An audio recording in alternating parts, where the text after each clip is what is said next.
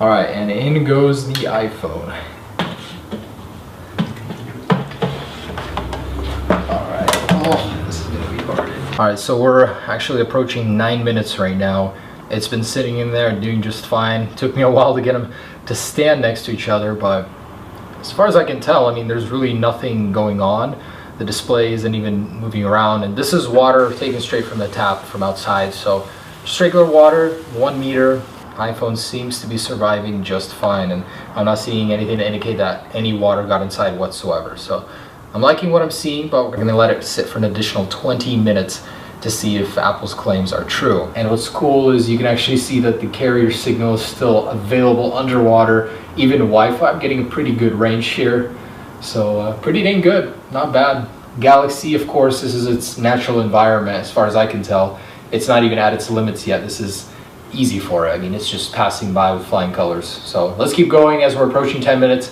It seems just fine, and that's actually amazing. I mean, I was waiting forever for an iPhone to become water resistant, waterproof. Although this isn't waterproof, it's a good step towards that, and I won't have to worry about taking it into the shower, stuff like that. You can even rinse it off if it gets dirty. That's absolutely awesome. So I'm loving it, and I can't wait to see the possibilities of what you can do with your iPhone that's water resistant. All the Galaxy people should have all the fun. Anyways, let's keep going. So we just got to the 20-minute mark. I had to readjust the Galaxy S7 as Samsung doesn't allow you to do unlimited timer for the display. Anyways, the iPhone is going strong. I see no signs of any water damage. Usually, I can tell when an iPhone is water damaged because the screen will start freaking out, like buttons will start being pressed. But here, we see a completely calm iPhone, and the Galaxy, of course, no concern there. It's made for this. But anyways, looking good. And I'm thinking that this isn't even going to do anything, so I want to add some water and see what happens when we add 1.5 meters of water pressure to this tube. So I'm going to go for about 4 more minutes to 25, and then we're going to add more water, see what happens. All right, lads, so nothing is happening to the iPhone. It's literally persevering.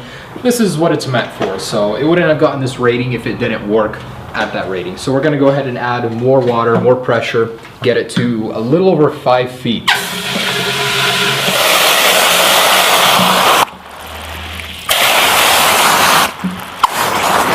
Alright, so there it is, literally completely full to the brim. That is a little over 5 feet of water pressure.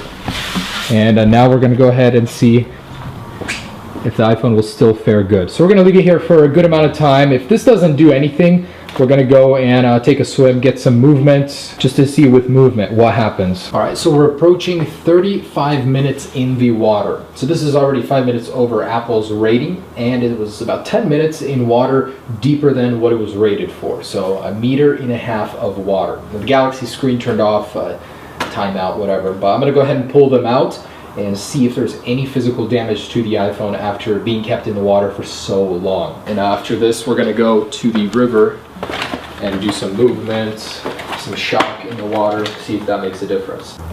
Okay, you go. Alright, so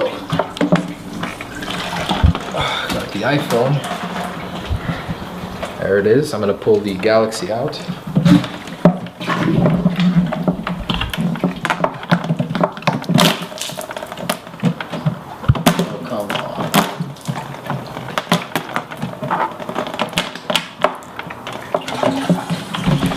Alright, and there's that.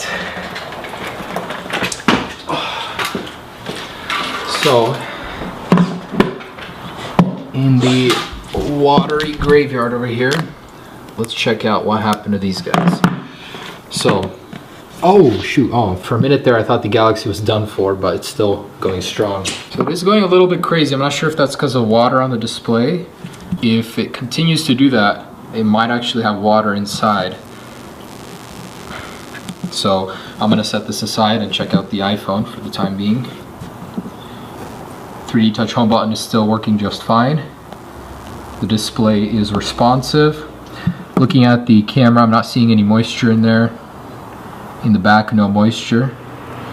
It actually seems like a very, very solid enclosure, so water would have a very hard time even getting in here. They sealed off the home button, sealed off these buttons, they're no longer concave, so it's definitely a better design for the water resistance.